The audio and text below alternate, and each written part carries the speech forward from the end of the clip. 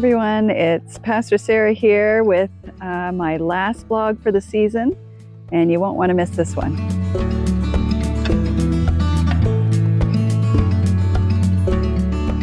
Hi, it's Sarah here with my blog Faith at Home, Not Alone, and I'm enjoying the great outdoors for a few minutes. I'll probably head in shortly because the sun's a little bright in my eyes. But I just love this time of year. All the flowers are starting to pop up, and I just get really excited to see what's gonna come. It's funny how I can forget from year to year what I've planted and what's there, and maybe some surprise seeds have fallen as well. So it's always exciting to see what's gonna come up.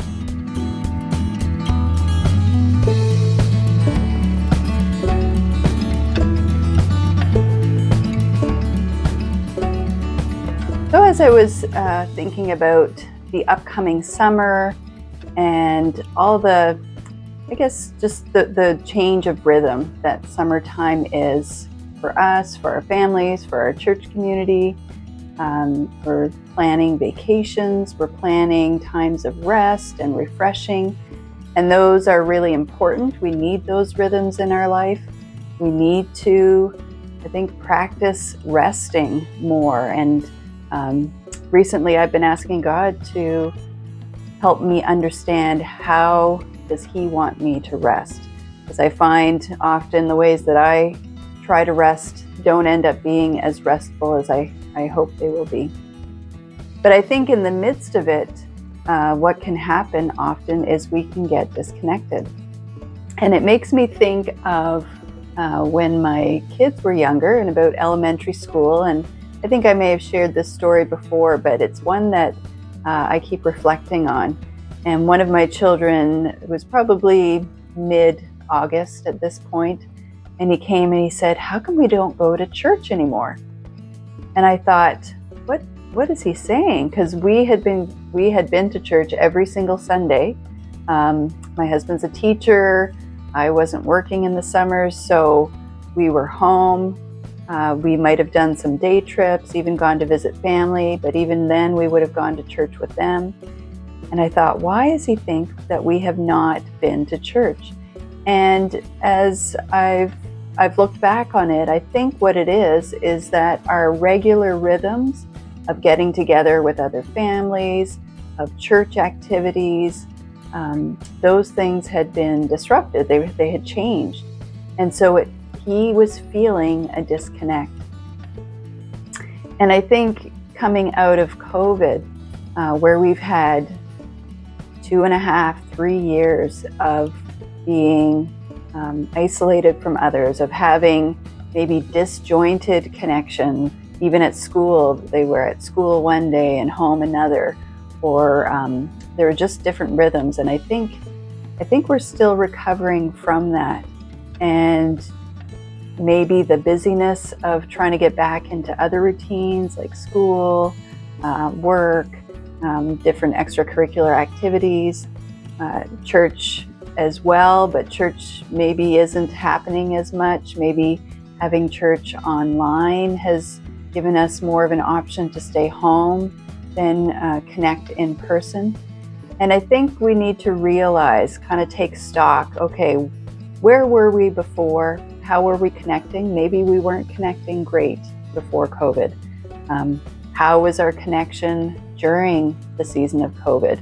Were there families that we were connecting with? Did our children have friends from church that they were connecting with? Or was that completely cut off? How are we connecting now? Are we going to church regularly? Are we seeing other families? Are we building relationships? Or have those kind of gone by the wayside? And one thing I've noticed is that there can be a great commitment to sports activities, other extracurriculars. They become kind of something that we see as really valuable for our children. But we don't often see our connection with our church family, our church community in the same light. And it often gets kind of left as the leftovers. If we have time, if we're around, if we're feeling up for it, we'll come to church. And I'd really like to challenge you with that thought, with that perception. I think that our church family and church community should be at the top of the list of our connections, and the others find their places as they will. And I'll give you a few reasons for that. One is we were created to be part of God's family. So God designed us to be part of His family. And when we choose to follow Jesus, the Bible talks about how we become part of His body. The church is not a building, it's a group of people.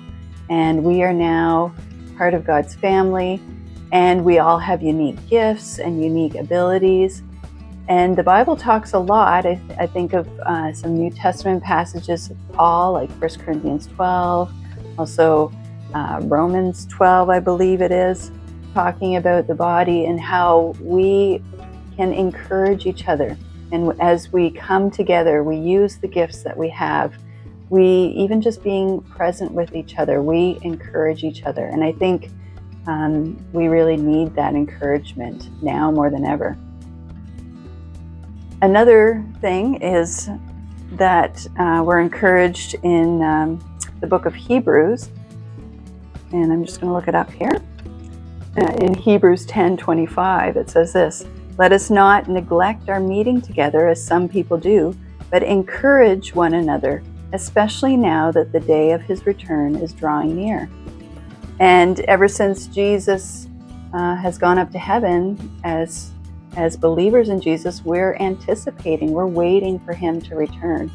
And so we want to be active in our waiting, and we want to wait together. We want to be with our community, encouraging each other, reminding each other, growing in our love for each other and for God. And again, it's important, as I've been saying through this series, to have faith at home, that we're living it out at home every day, that as parents we're modeling it for our children. But we don't do it in isolation. We don't become separate little family units that are all following Jesus in isolation. We're part of a larger body, and that is important as well. So I really want to encourage you to consider how this summer can you be intentional about being a part of your community of faith. And I think it's not something to add as an extra kind of weight or an extra chore that we have to do. It's not meant to be an extra burden, or, oh dear, I've got to add this to all the other things that I have to add. No, I think it's shifting our thinking and saying, okay, what am I doing this summer, and who can I invite along? Who can I do it with? And I think many of us are already doing things with others. It's a matter of being intentional about who we're inviting along.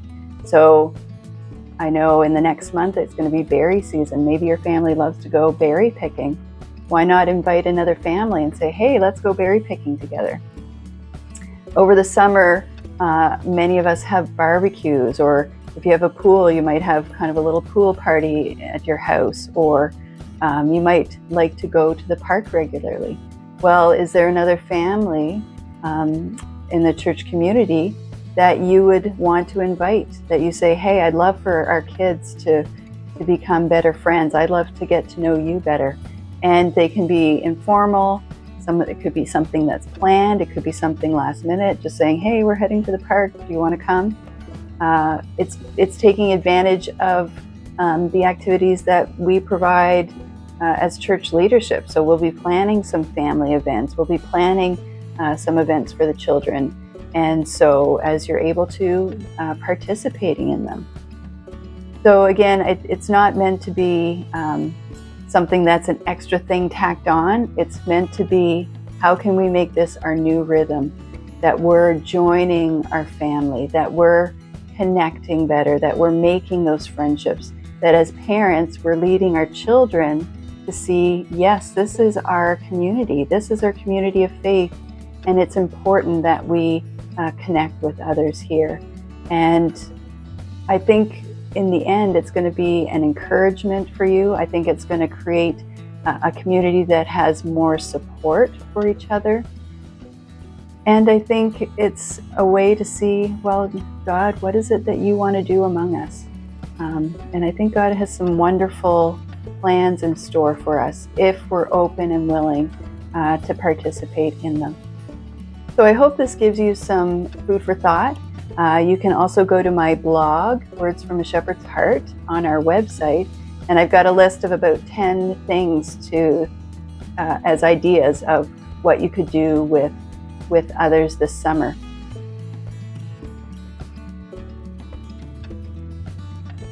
So remember, we're doing faith at home, but it's not alone. We're doing it together. God has placed us in a larger community, a larger family to live life together. So I'd love to hear your thoughts on this. Please comment on this video or shoot me an email. I'd love to hear your thoughts. And if there's anything else that you'd like me to be talking about in the next season for Faith at Home, issues of parenting with kids and faith, I'd love to hear that. I hope you have a wonderful summer. I hope you have times of rest, of refreshing, and of connecting with your church family.